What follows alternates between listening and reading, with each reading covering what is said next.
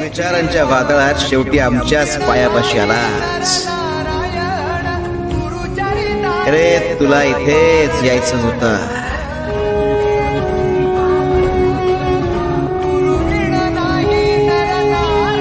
जो आमच्या पायापाशी येतो त्याचा उद्धार निश्चित आहे.